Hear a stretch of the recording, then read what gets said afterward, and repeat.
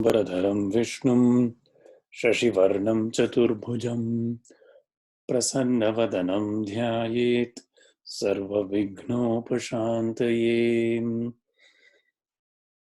ॐ ध्यायेन्नित्यं महेशं रजतगिरिनिभं चारुचन्द्रावतंसं रत्नाकल्पोज्ज्वलाङ्गं परशुमृगवराभीतिहस्तं प्रसन्नं पद्मासीनं समन्तात् स्तुतममरगणैः व्याघ्रकृत्तिं वसानं विश्वाद्यं विश्वबीजं निखिलभयहरं पञ्चवक्त्रं त्रिनेत्रम्।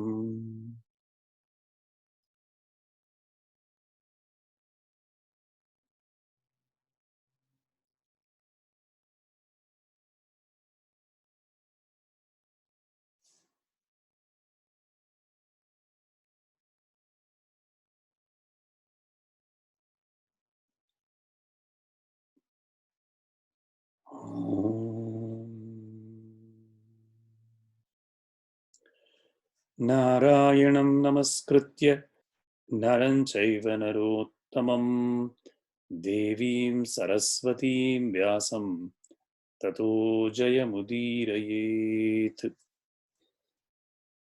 गुरुर्ब्रह्मा गुरुर्विष्णुः गुरुर्देवो महेश्वरः गुरुः साक्षात् परं ब्रह्म तस्मै श्री गुरवे नमः।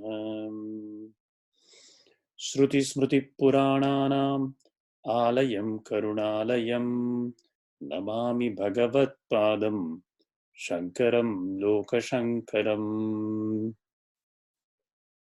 ॐ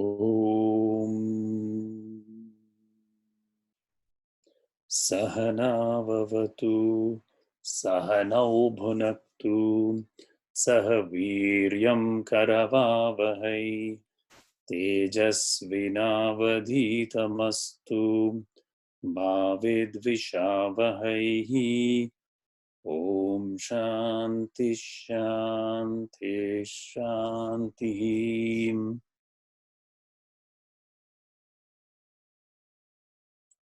सर्वोपनिषदो गावो दोग्धा गोपालनन्दनः पार्थो वत्ससुधीर्भोक्ता दुग्धं गीतामृतं महत्।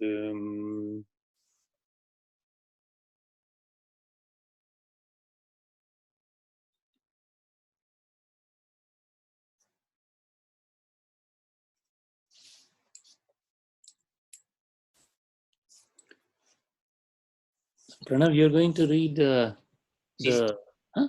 please, Padya. धृतराष्ट्र उवाच धर्मक्षेत्रे कुरुक्षेत्रे समवेतायुयुत्सवः मामकः पाण्डवाश्चैव किम कुर्वत सञ्जय। श्रीभगवानुवाच क्लैब्यं मास्मगमः पार्थ नेतत्त्वयुपपद्यते क्षुद्रं हृदय दौर्बल्यं त्यक्तोत्तिष्ठ परन्तप। कर्मणेव हि संसिद्धि मास्थिता जनकादयः लोकसङ्ग्रहमेवापि सम्पश्यन् कर्तुमर्हसि। प्रकृतिः क्रियमाणानि गुणैः कर्माणि सर्वशः अहङ्कारविमूढात्मा कर्ताहमिति मन्यते। इन्द्रियस्येन्द्रियस्यार्थे रागद्वेषौ व्यवस्थितौ तयोर्नवशमागच्छेतौ यस्य परिपन्थिनौ। अर्जुन उवाच अथ केन प्रयुक्तोऽयं पापं चरति पूरुषः अनिच्छन्नपि वाष्णेय बलादेव नियोजितः। श्रीभगवानुवाच काम एष क्रोध एष रजोगुणसमुद्भवः महाशनो महापाप्मा विद्धेनम् इह वैरिणम्। धूमेनाव्रियते वह्नि यथादर्शो मलेन च यथोल्बेनावृतो गर्भः तथा तेनेदमावृतम् तस्मात् त्वम् इन्द्रियाण्यादौ नियम्य भरतर्षभ पाप्मानं प्रजहीयेनं ज्ञानविज्ञाननाशनम् इन्द्रियाणि पराण्याहुः इन्द्रियेभ्यः परं मनः मनसस्तु परा बुद्धिः यो बुद्धेः परतस्तु सः एवं बुद्धे परं बुद्ध्वा संस्तभ्यात्मानमात्मना जहि शत्रुं महाबाहो कामरूपं दुरासदम्.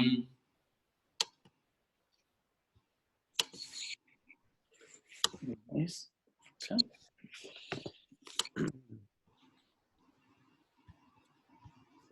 Everyone, where were we last? 23? Yes, 23? Yeah. Acha. So, one thing I wanted to draw your attention to, there are two verses that are very similar and similar import and yet powerful, which was 522. Yehi samsparshaja bhoga dukkhayonaya evate adyantavantah kaunteya teshu na ramate buddhaha. This was 522. And then we read before matra sparshastu kaunteya shitoshna sukha dukkhadaha agamapayino anityaha tanstitikshasva bharata. You can see the parallel is very striking, right? In the first one, those which are obtained by touch, meaning contact of senses with sense objects, those pleasures, dukkha-yone, are the wombs of sadness. This is difficult, very difficult to I believe, perceive immediately, because it is very contrary to the natural human experience, right? We should first of all admit that. It doesn't make any sense at some level, right? It is only through careful examination and experience that one can arrive at the truth of that verse. So it's not a verse to take lightly, because our normal human experience is that contact of senses with sense objects brings pleasure. The first quarter, first pada we cannot disagree with, right? Second one, dukkha yone, this is a non-trivial conclusion. So it is dangerous to read these verses and just assume, oh yeah, I know this, or this is obvious. It is not. It is the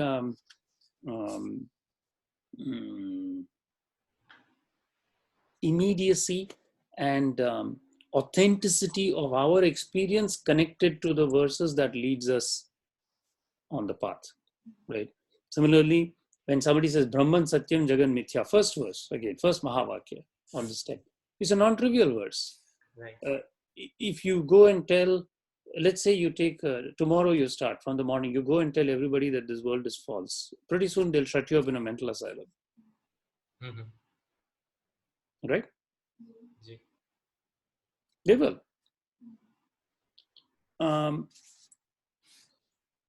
So that is why this is you can read this superficially and continue, and that has value too, because the Gita is powerful. It will plant a seed in the mind, and slowly in time the mind will examine the truth of these words. But if one is to take the Gita very seriously, then there are some very difficult concepts in it which are contrarian to our day-to-day, everyday human experience through the senses. This we cannot disagree with, and we must confront that contradiction. And the whole of our experience of learning the Gita is resolving that, right? Otherwise, it will just be like a parrot. I mean, parrots can also recite the Gita, surely, and they are very skilled at that. That's why they're called parrots, right? The reason the Lord gave us human intelligence is that to do something more with it. So that being the case, this is an interesting second quarter of this verse. Dukkha yonaya evate. And this connects back to why Bhagavan says in that other verse that endure them. Tam stitikshasva. So what does that verse say? That verse is matra sparshastu kaunteya. This very word matra is a very powerful word. In this context, the matras are the senses. Why are they called the matras? Because matra can be used in the sense of measuring something. Like you take a ruler and you measure distance. Correct? Similarly, the senses are the way by which we measure the sense world. Right? If we turn off the senses in somebody, they cannot measure the sense world. Right? So this is, again, to understand how the senses measure the worlds is something that is obtained by meditating on the senses themselves. In meditation, if one meditates on the senses, then the meaning of that quarter verse path becomes clear. That path is matras parshastu kaunteya shitoshna sukha dukkhada. It is, after all, just like a scale measures 0 to 1 foot ruler we have. Now later when you first start, you only measure positive. Then when you learn more arithmetic, they say there's negative x-axis also, right? There's plus and minus. So similarly, this all these five senses measure pleasure and pain. Yes. Right? Shitoshna Sukhada. So this is a very powerful measuring device. It measures in both directions, both sides of the axis. Okay? Shitoshna Sukhada. And it gives rise to both. But what Bhagavan says is the key distinguishing feature of this experience is that it comes and goes. Agama and apayano. Coming and going. And so they are, then he draws a very logical conclusion, they are transient, anityaha, they are not permanent. And then first Bhagavan says, you endure them. Tam stitikshasva. Right. So now if someone has a question, why should I endure them? They are measurements and they are transient. Why should I not why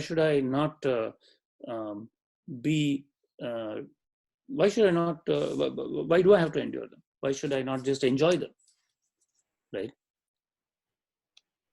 So then Bhagavan says in another verse,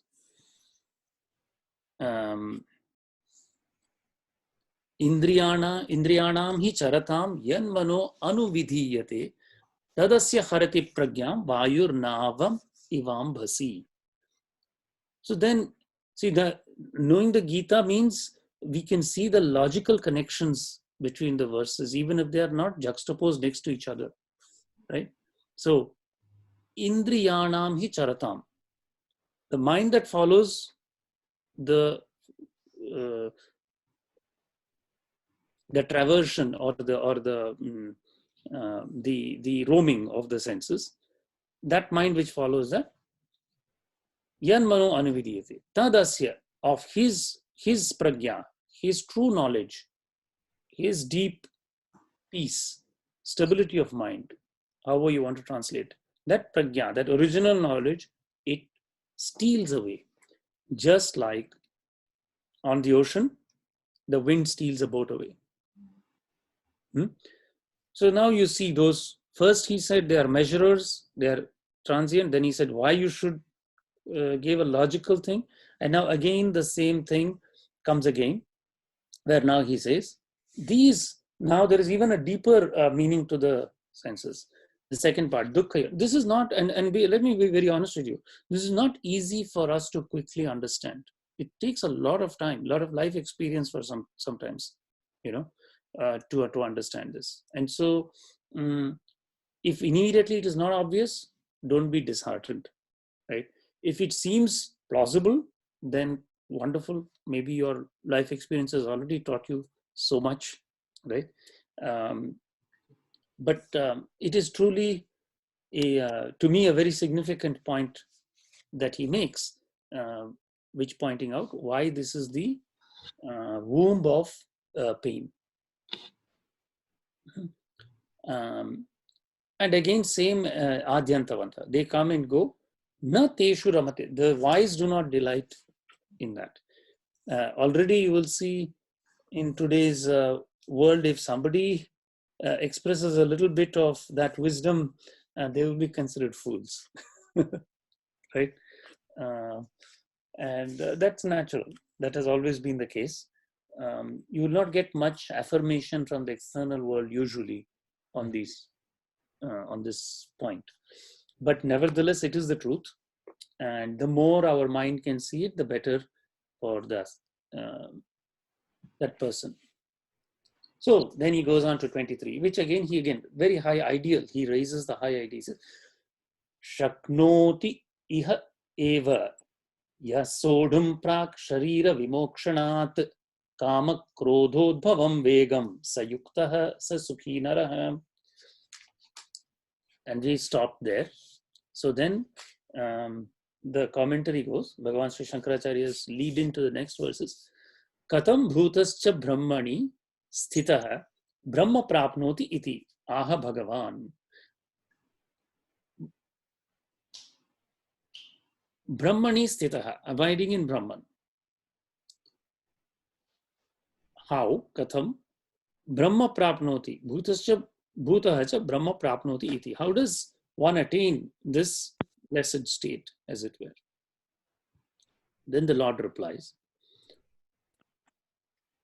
Yo antas sukho antararamaha tatha antarjyotireva yaha sa yogi brahma nirvanam brahma bhutodhi gacchati. Antas sukha antaramaha antara ramaha, right? Antarjyotireva yaha. This is the most powerful point. Antasukha, the inner peace, inner joy, inner bliss.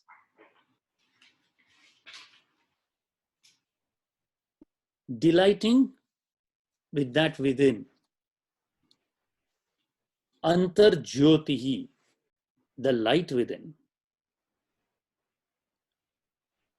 Sa yogi brahma nirvanam brahma bhuto adhigacchati.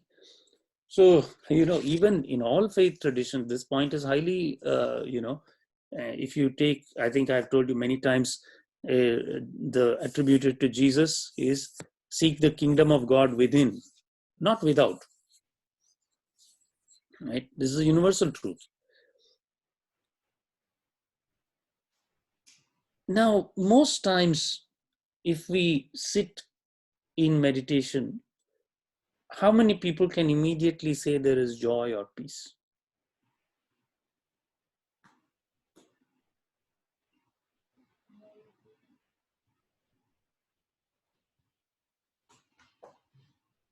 Pardon me? Very few. Very few. In general, what happens? In the early stages, it is difficult even to keep our, all our karmendriyas still for some period of time. But okay, that can be achieved with practice through Hatha Yoga. Then, let us say by blessing, we can even be in a quiet place. Gyanendriyas can also be stilled, let us say. And even when these two are controlled, the mind still has a tendency to wander, right? Because fourfold aspect of mind has been told: manas, buddhi, chitta, ahankar, right? So even when the manas is brought under control, manas is subject to these 5 pulls from the senses. So even when that manas is brought to a single point, the chitta starts acting. So memory, again and again the memory, some memory will crop up. Fresh memories, new recent memories, old memories.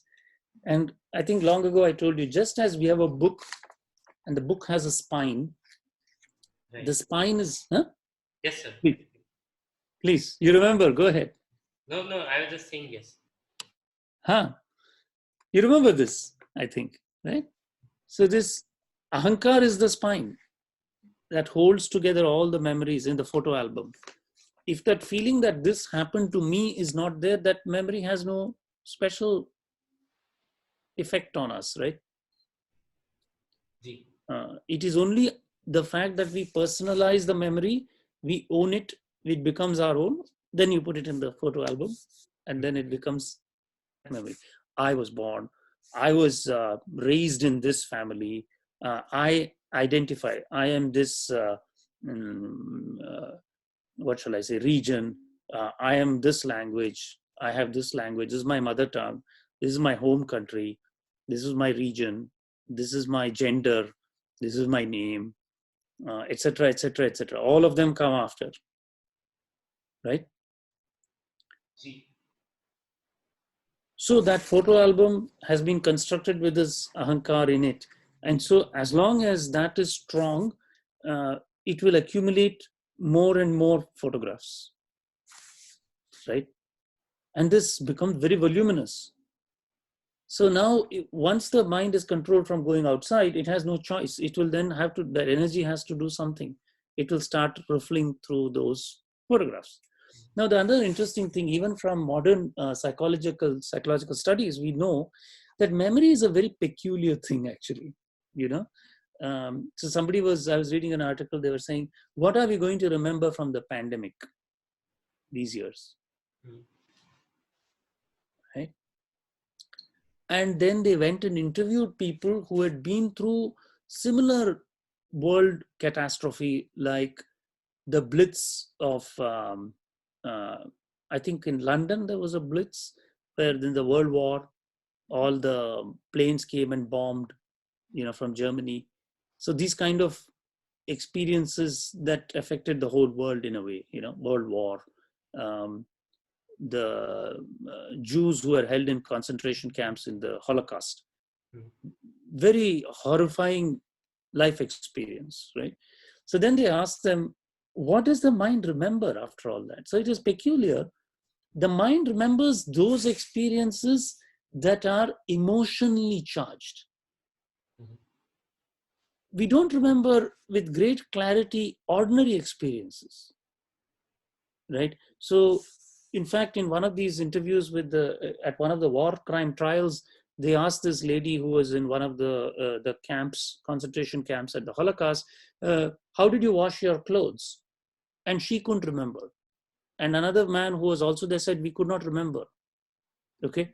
But you remember those things that are highly emotionally charged. And what do we mean by emotionally charged? It has something to do with me. It strikes with the ahankar. It must poke the ahankar. If it doesn't poke it, it doesn't register that deeply. This is completely in accord with the Vedantic theory of personality and the mind. Right? So deeply seared in the memory are those memories in which the I is strongly attached. They may be positive, elation, maybe if you win something fantastic, or at one instant you are subject to great applause from everybody, you're greatly elated. This, or the opposite, extreme shame, extreme distress. These on the scale, when it hits the red on either way, that records very strongly in the mind. Very peculiar. Our memory is highly inaccurate. Our memory is also changing all the time. So if somebody comes and tells you, I remember this, that's actually not true, because the first writing and the rewriting are different. Even the process of recollection is not exact. The process of recollection is framed again in the frame of the mind today. Right? So we are constantly reconstructing our memories, So let's say you grew up as a child and everybody told you you're an idiot, you're an idiot, you're an idiot.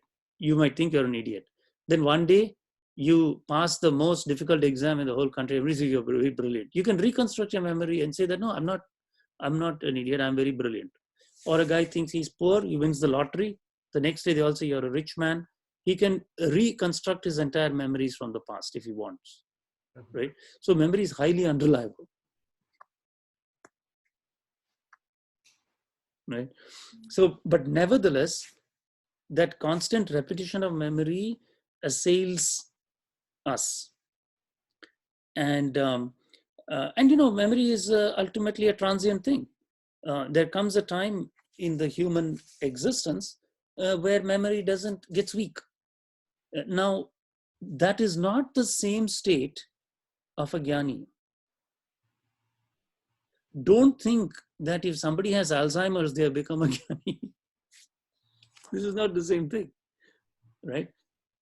Essentially, the mind has a certain power over the realm of its duration in the human body, and it loses that attaching power after a while, right? That is not the same thing as what they're saying in meditation, whereby the ahankar is transcended. There is a difference.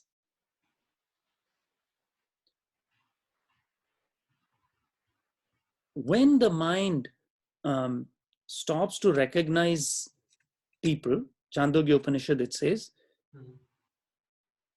speech gets dissolved into the mind, and then the mind gets ready to leave the body. This is commonly called death. Why is speech so important? Because of all the 5 indriyas, speech is the most subtle. Of all the karmendriyas, speech is the highest, most subtle. When the speech retracts into the mind, this person is not able to connect who came and also express back. At that point, the mind is ready to leave the body. Basically, the mind doesn't find the body a very useful way of knowing the world anymore at that point. That's all there is to it. It says enough, all my vasanas, proclivities, I have been able to experience for so long through this object. Now this object has become too old. I cannot anymore experience the world nicely in this bhulok through this object. Let me do the next. I have to take the next step now, right? So it dissolves and moves on. But what Bhagavan is always telling us is that in that same verse, remember, Sharira Vimokshanat, Prak Sharira Vimokshanat, before the fall of the body, Shaknoti Iha Aiva, whoever is able even now, right? So this is the need for effort before the body, which is giving us the means of perceiving this world, before it is dissolved, before it's no longer possible. Bhagavan says, and again, this relates back to the point you remember in one verse, Bhagavan said,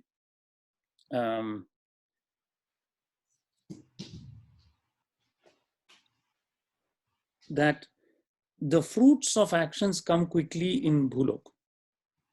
In the Manushya Loke, right, the fruits of actions are rapidly obtained compared to the other lokas above. And I mentioned that to you, how the prana slows when the higher lokas are attained. That is again, so in that sense, it is a good place too. So then how to find this joy within, right? Antara Ramaha.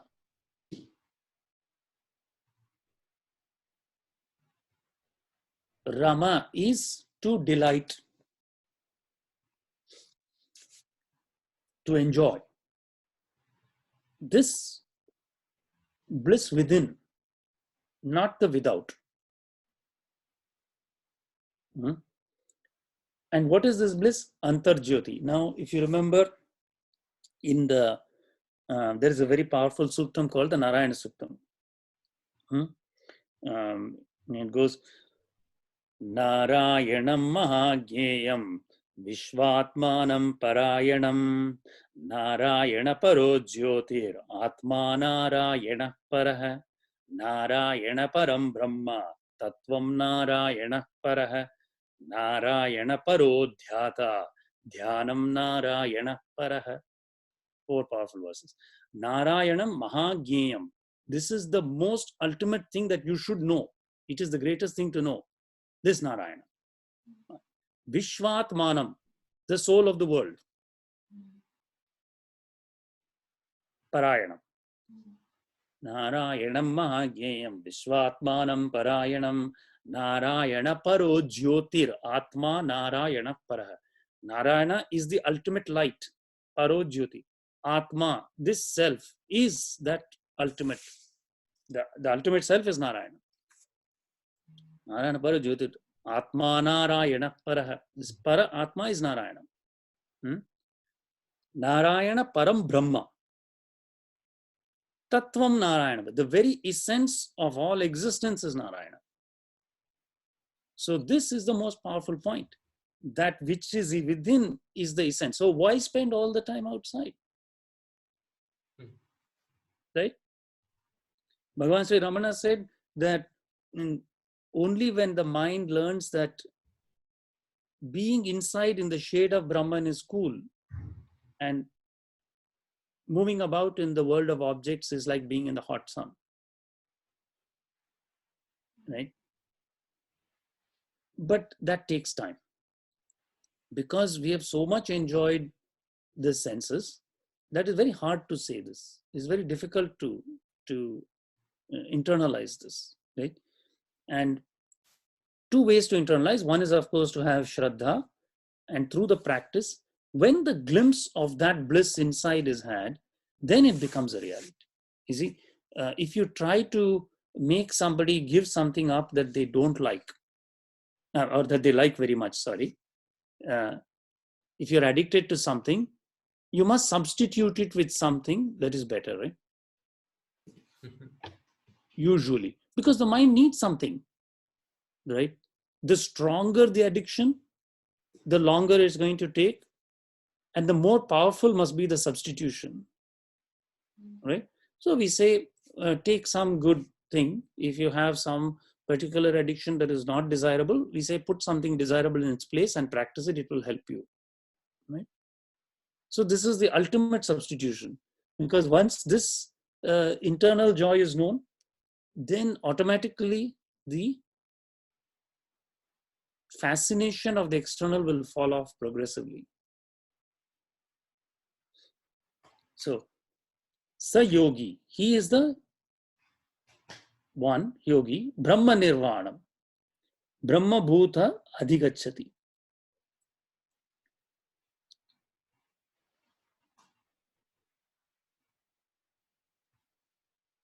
So the one who is joy, the joy with joy within, sporting within, likewise with light within, the yogi becomes Brahman and wins the peace of Brahman.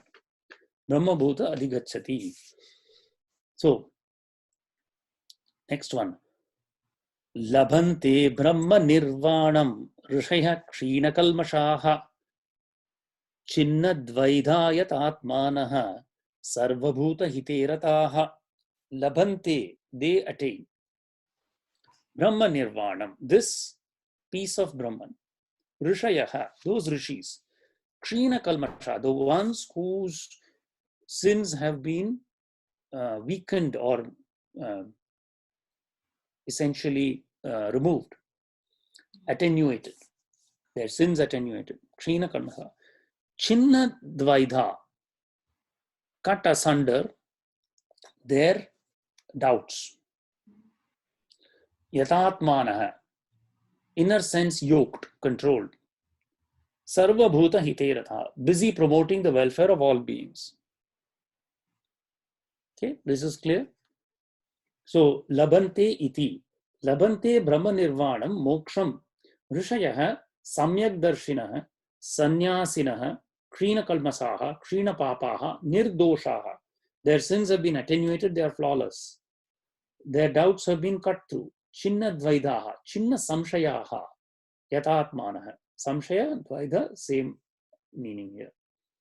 Samyatendriyaha, senses have been controlled. Sarva Bhuta Hiterataha, Sarvesham Bhutanam Hite Anukulyerataha, Ahimsaka Ityarthaka. They injure no one in this sense. Kincha Kama Krodha Viyuktanam Yatinam Yatachetasam Abhito Brahma Nirvanam Vartate Viditatmanam.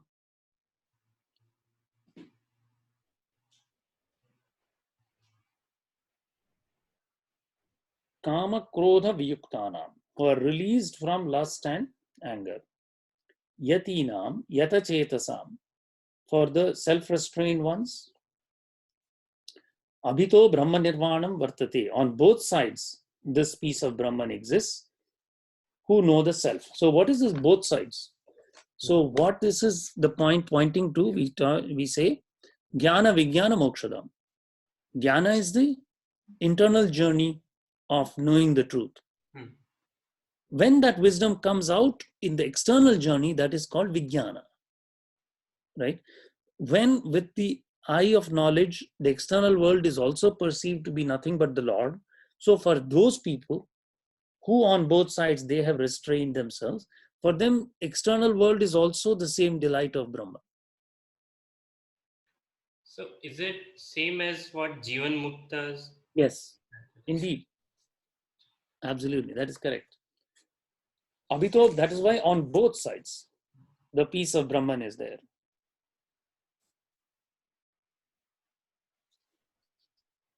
And here, as slightly but related thing given on both sides, both when they are alive and dead, which is what you were, right? Ji. So, Ubhayatah Jivatam Mritanam cha Brahma Nirvanam Moksho Vartate. They have known the self. This is the right perception.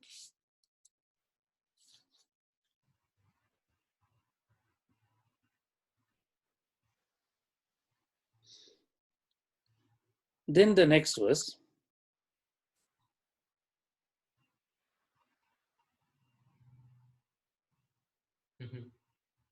So I'll read the translation. Instant liberation has been affirmed for the renouncers who are under the discipline of right perception. The Lord has also repeatedly affirmed, and he will do so again, the need for the practice of karma yoga dedicated to God or Brahman with total mental dedication to the Lord. The object being to win liberation through mind's purification, knowledge, and renunciation of works. In this context, for elucidating the yoga of meditation, the direct means to right perception, he utters the following verses constituting the basic aphorisms of that yoga. So, we are now coming to the end of this adhyay, and it's going to lead into Shashta Adhyay, which is yoga of meditation. So this transition you will see here. Ji. Atha idanim dhyana yogam samyak darshanasya antarangam vistarena vakshyami iti tasya sutrasthaniyan shlokan upadishati sma. So this is very important. The object being to win liberation through mind's purification, knowledge, and renunciation of works. In this context, for elucidating the yoga of meditation, dhyana yogam, which is, what is the dhyana yogam? It is the direct means to right perception. Samyak darshanasya antarangam. Now here, he did not say going to the holy places, pilgrimages. He did not say dan. He did not say tapa. He did not say feeding Brahmins. He did not say reading 5,000 verses, reading all the Puranas and the Shrutis and everything completely. He did not say performing yajnas. He did not say karma yoga. He said only one thing, dhyana yogam. The direct means to perception. Because the inner light cannot be seen unless the mind is turned inward. In the Purusha Suktam, it says, Nanya pantha ayanaya vidyate. There is no other way. Na anya pantha ayanaya vidyate. To this goal.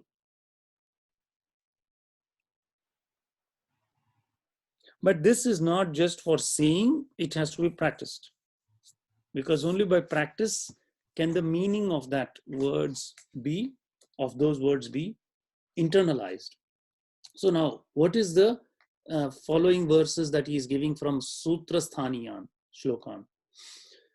Sparshan kritva bahirbahyan chakshushchaivantare bhruvoh pranapanau samau kritva nasabhyantaracharinav yatindriyamano buddhir munirmokshaparayanaha vigatechabak bhayakrodho yaksada mukta evasaha sparshan kritva bahirbahyan chakshuschaiva antare bhruvoho. Sparshan kritva bahirbahyan, keeping out external contacts, keeping those. So this is the same thing given in Shama Dama. Dama, Bahyendriya Nigraha is recommended as one of the Shatka Sampattis of Vedanta in Tattvabodh. Sparshan kritva bahirbahyan chakshuscha eva antare bhruvoho. Now, fixing the eye between the eyebrows doesn't mean you can physically move the eye between the eyebrows, nor should you try to squint and see your eyebrows from inside. This is an internal vision. This is turning the mind inwards. The mind has an idea of where every part of the body is. And there is a particular power to that location between the eyebrows. So this is a science called proprioception. The science of proprioception conceptually means that how does the mind know where different parts of the body reside? How do we know that our foot is here, right? There is something inside that tells you how long, far to reach the hand in order to touch your foot, right?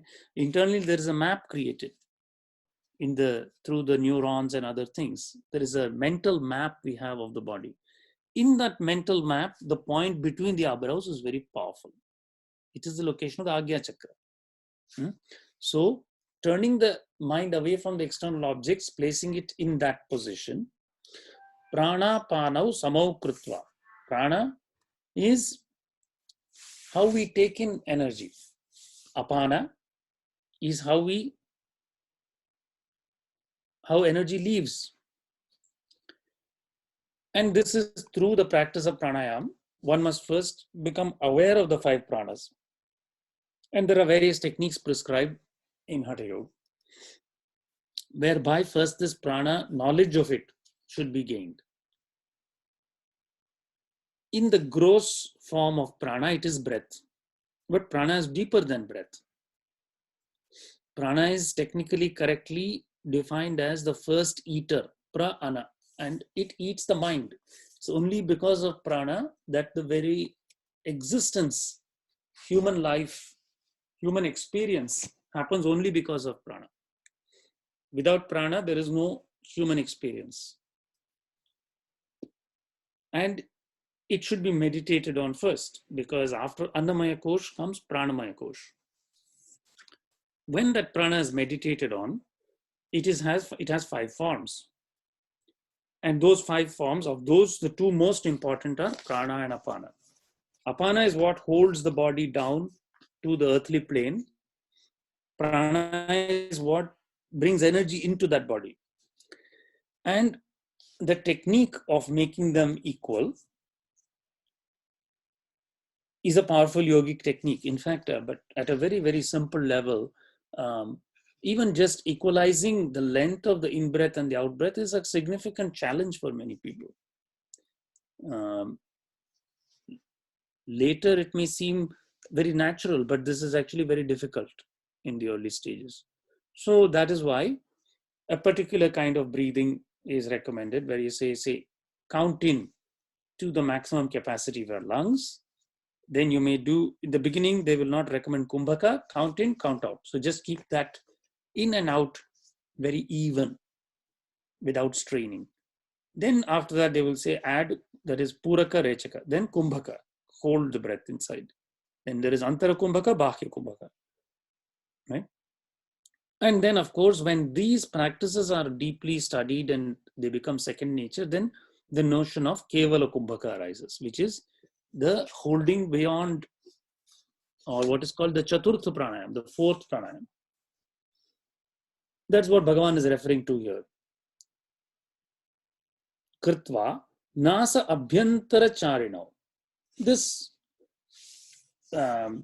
movement that move within the nostrils, this pranapan. Yatindriya manobuddhi. So now, in the proper study of Hatha Yoga and Raja Yoga, first asana, then pranayam.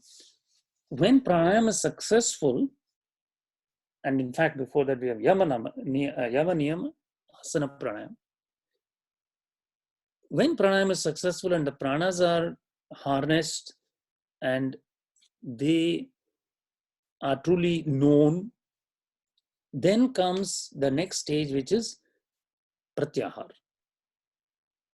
So the power of the prana is so great that naturally it will lead the mind inward and withdraw from these sense objects.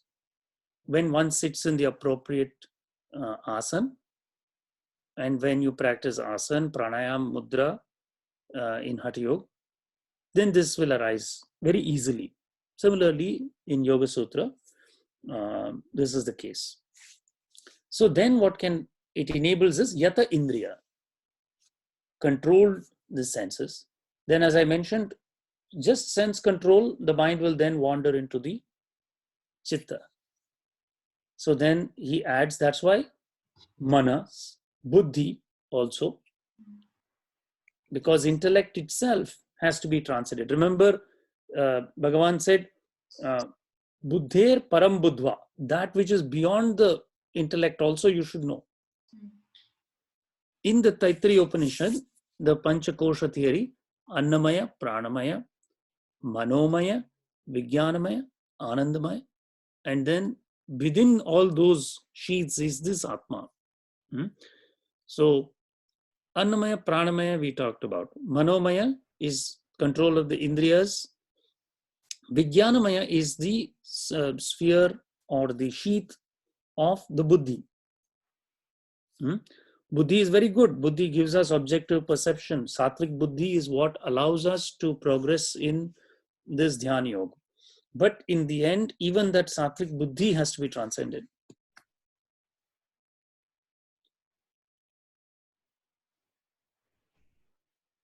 Then,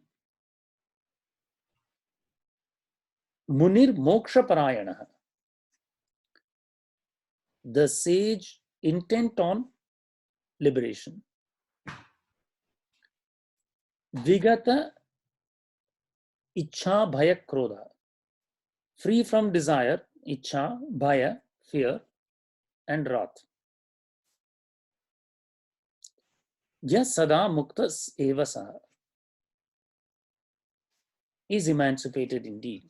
Sada Mukta, eternally emancipated. So, 621. Maybe we should, we only have one verse, so why not finish? Bhoktaram yajna tapasam sarvaloka maheshwaram sahridam sarvabhutanam yatva mam shantim mritchati.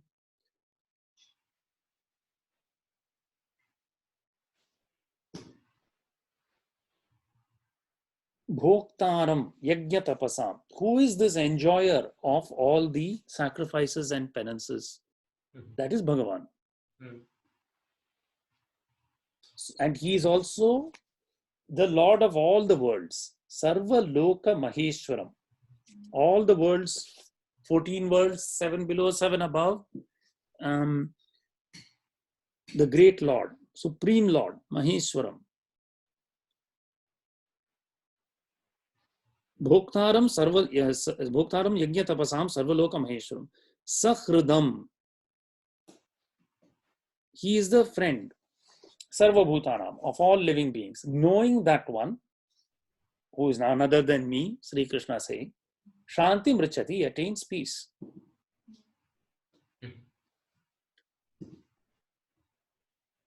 So the most powerful and beautiful thing is peace, nothing else. That is the greatest gift. So Bhagavan says, with that he closes. So he has explained everything and leading now into Dhyana Yoga.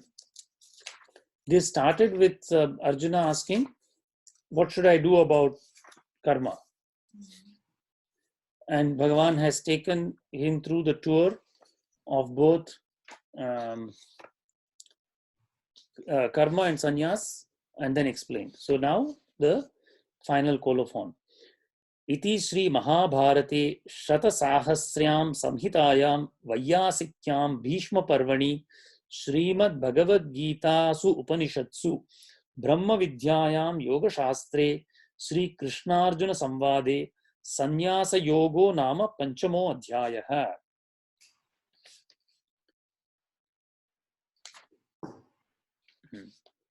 Iti Srimad Paramahamsa Parivrajaka Acharya Govinda Bhagavat Pujyapada Shishya Srimad Shankara Bhagavataha Kritau Srimad Bhagavad Gita Bhashye Samyasa Yogo Prakriti Garbho Nama Panchamodhyaya. No, that is Samartham, 5th Adhyaya. Acha, so any questions, comments? Next one is Shashtha is Yoga of Meditation. And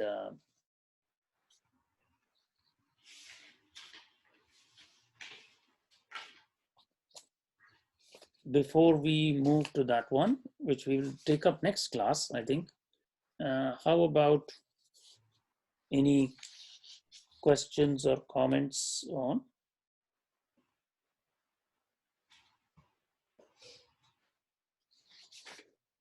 Yeah, that is Dhyana Yoga or Abhyas Yoga.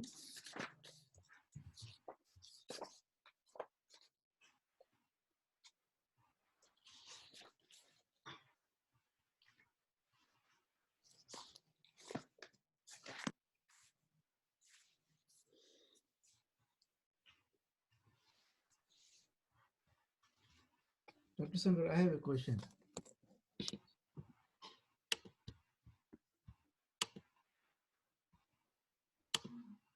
Can you hear me? Yes, Shiva. Oh, okay. So I have a question on this.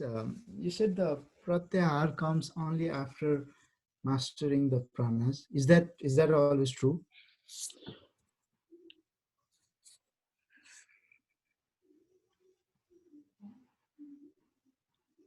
It is definitely easier in that sequence.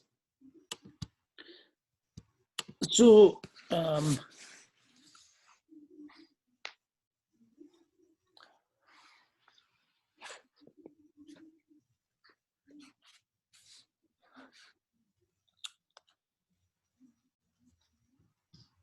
there are different ways that one can approach the Bhagavad Gita and its message.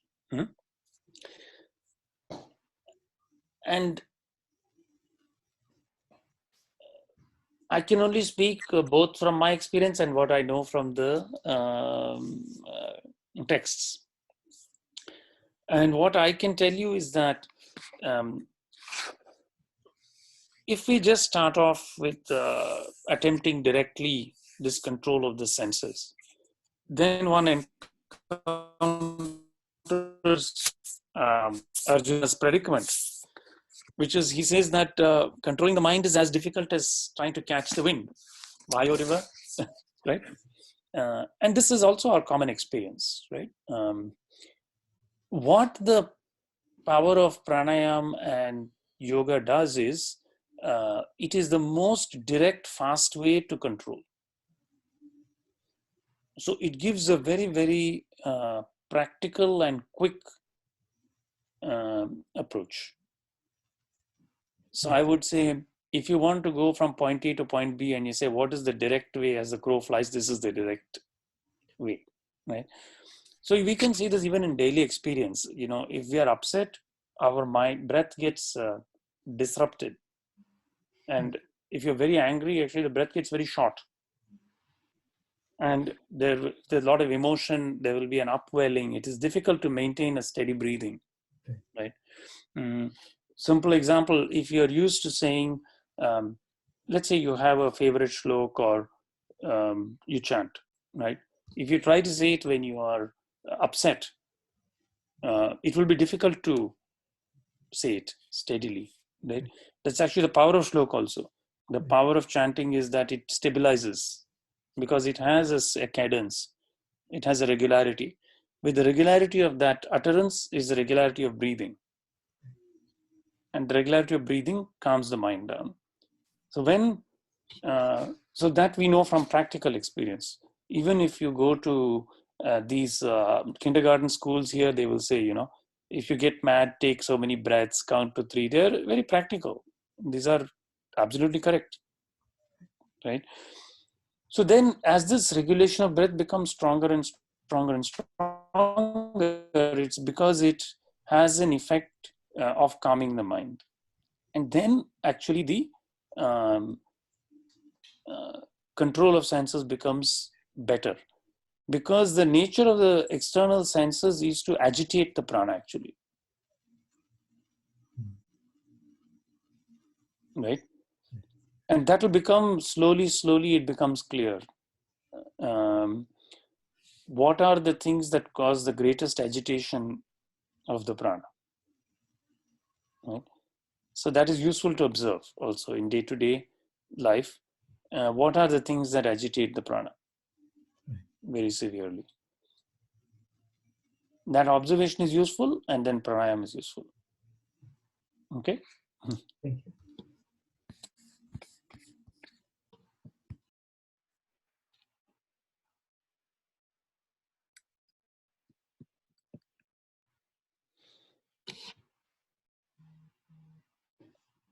Any other comments or questions?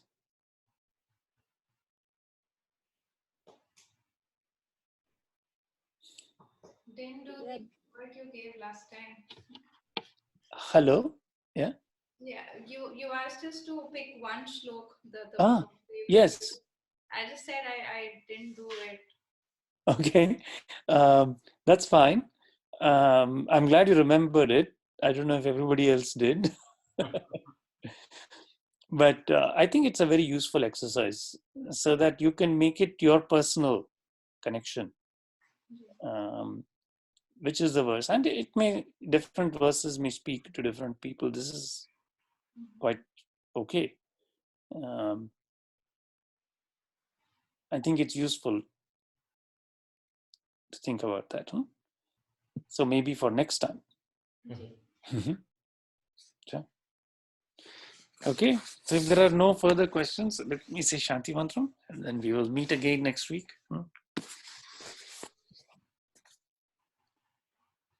Om Tachamyora Vranimahe Gatum Yajnaya Gatum Yajnapataye Daivihi Swastirastunaham Swastirmanushebhyah Urdhvam Jigatu Bheshajam Shanno Astu Dvipadehe Sham Chatushpade Om Shanti Shanti Shanti.